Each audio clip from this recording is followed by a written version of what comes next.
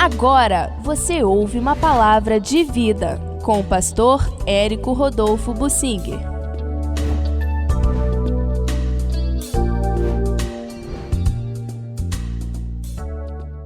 Eu quero falar sobre como o Saul, rei Saul da Bíblia, tentou envolver Davi com as suas filhas para poder se livrar dele. Vamos entender isso que a Bíblia nos traz, porque o Senhor nos ensina na Bíblia que devemos desconfiar das intenções do coração. Nem sempre uma palavra boa traduz uma intenção sincera do coração. Muitas vezes é laço e armadilha. Aliás, quem quer enganar o outro não engana com palavras sinceras, dizendo a verdade. Claro que a pessoa vai enganar, iludir o outro, atraí-lo para uma armadilha, para tentar o mal contra aquela pessoa. Isso é muito comum quando alguém quer sequestrar uma criança, agrada a criança e atrai a criança. Quando alguém quer enganar você, tenta pela frente distrair para depois passar a perna e fazer você cair numa armadilha. A internet está cheia de golpes, pessoas querendo tirar dinheiro espertamente, só que no início eles agradam e depois eles fazem aquilo que é maligno. O mundo é todo assim, cheio de engano e ilusão. Quando alguém começa a namorar na fase da juventude, o jovem é muito facilmente enganado. Ele não percebe o interesse do outro ou da outra, que está querendo apenas usar a sua vida. A pessoa não entende a trama, o que está por trás. Na hora do namoro, tudo é agradável, simpatia, mas por trás existem laços e armadilhas. Foi por aí que o rei Saul quis usar as suas filhas. Ele não tinha muito amor pelas filhas assim não, mas ele quis usar as filhas para enlaçar Davi. A primeira delas, a mais velha, tinha sido prometida quando Davi foi à guerra contra o Golias e Deus abençoou, fez com que as circunstâncias favorecessem e Davi vencesse o Golias e por causa disso o povo de Israel venceu aquela guerra. O rei Saul tinha prometido dar a filha em casamento. Não deu logo, mas trouxe o Davi para o palácio e logo a seguir começou a planejar dar a filha para o Davi em casamento. O que ele queria era fazer Davi cair. Iria cobrar um dote caro, muitos prepúcios de filisteus, ou seja, ele teria que ir à guerra, tentar matar muitos filisteus para conquistar os prepúcios e pagar o dote que o rei queria.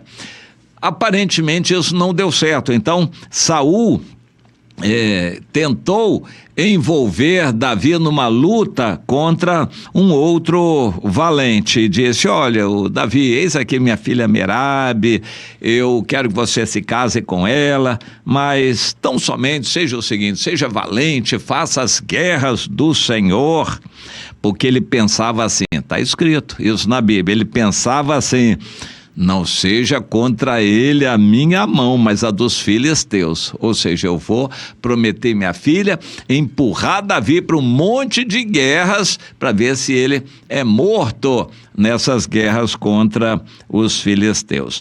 Davi se humilhou, fez guerras, lá pelas tantas o Saul viu que não dava para segurar mais, a própria filha também devia estar pedindo para se casar logo, e então o rei Saul deu uma guinada. Não é com Davi não, você vai casar com outro lá, com o Adriel Meolatita. Provavelmente era um valente e Saul queria indispor Davi contra o Adriel e tentar fazer o Adriel também ser contra Davi.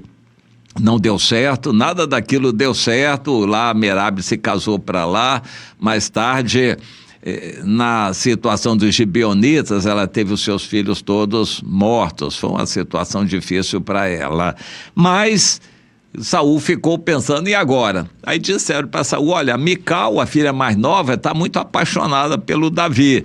E ela é muito agitada, muito elétrica. E Saul pensou, eu acho que vai ser agora com essa Mical que eu vou enlaçar o Davi. Vou enrolar o Davi através dessa Mical, que a Mical não é mole não. Essa Mical é agitada e ela vai fazer e acontecer. Então, mais uma vez ele pediu a Davi, eu quero que você traga 100 prepúcios de filisteus, vai ser o dote que eu estou exigindo para se casar com a minha filha. Davi foi, matou 200, trouxe 200 prepúcios. Interessante, por que prepúcio? Porque é o seguinte, Davi podia enganar, matar israelita ou pessoas quaisquer, e o prepúcio mostraria se era um israelita que era circuncidado ou se ele era um filisteu que não era circuncidado. Por isso ele pediu prepúcios para caracterizar que era realmente de filisteu. Davi não teve receio, foi, matou o dobro, 200 filisteus, tirou os prepúcios e trouxe e se casou com a Mical. Aí o Saul pensou, agora eu vou combinar com a Mical para enlaçar o Davi. Mas também não adiantou, porque a Mical se apaixonou pelo Davi. Vamos procurar entender isso. O mundo intenta o mal, Deus transforma em bem para nós. E há muitas situações assim, em que amigos, parentes, conhecidos nos envolvem numa arapuca, numa armadilha, para tentar nos apanhar, mas quando a gente entrega o nosso caminho ao Senhor, confia nele, o Senhor nos dá vitória. Então, por fim, nós nos saímos vencedores.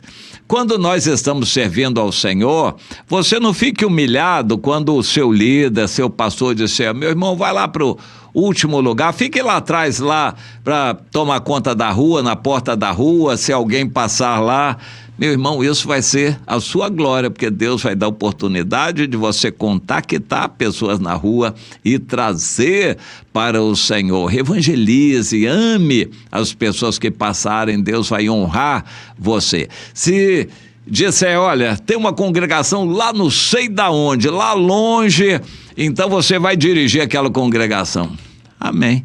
Senhor, me ajude, e você vai, Deus vai honrar você, aquela congregação vai se transformar numa bênção. Então, tudo isso pode acontecer em dias de hoje. Quando o seu chefe estiver sendo usado por Satanás com a permissão de Deus, debaixo da soberania de Deus, para prejudicar você, aquela situação vai se transformar em bênção, porque Deus vai estar com você. E assim por diante, Deus quer que você seja servo, submisso, obediente, como Davi. Davi desempenhou todas as funções que eram dadas para ele, porque ele era servo, ele era obediente, era humilde, e por onde ele ia, Deus dava vitórias a ele. Davi era bem-sucedido em tudo o que fazia. Ele tinha essas vitórias por causa do Senhor estar com ele. Queira você ser uma pessoa assim como Davi, seja humilde, não queira ocupar posição de destaque, não queira oportunidade para falar e aparecer e cantar e se mostrar para os irmãos, queira ser servo, aquele que desempenha um trabalho mais humilde, se não houver nenhum trabalho designado, fique lá em oração, clamando a Deus e amando os irmãos. Vamos entender isso, como Deus quer que a gente siga este caminho da humildade. Não queira destaque aqui na terra, reconhecimento, que as pessoas valorizem você. Queira ser um servo, uma serva. Esse foi o caminho de Davi, pelo que Deus o exaltou. A Bíblia nos diz que aquele que se humilha, Deus exaltará, mas aquele que quer se exaltar vai acabar sendo humilhado. A melhor posição é de servo. Ser servo é promoção. Não é punição, é promoção. Ser servo, o trabalho mais difícil é limpar banheiro. Então, amém, eu quero fazer com todo amor para o meu Senhor. Vou ficar lá na porta em pé. Amém, faça isso com alegria e amor para o Senhor. Você é designado para preparar as cadeiras para a reunião, chegue com antecedência, limpe, passa o pano lá, vá varrendo, fazendo tudo com amor para que os irmãos sejam abençoados quando chegarem ali e sentarem. Faça isso para o Senhor de todo o coração.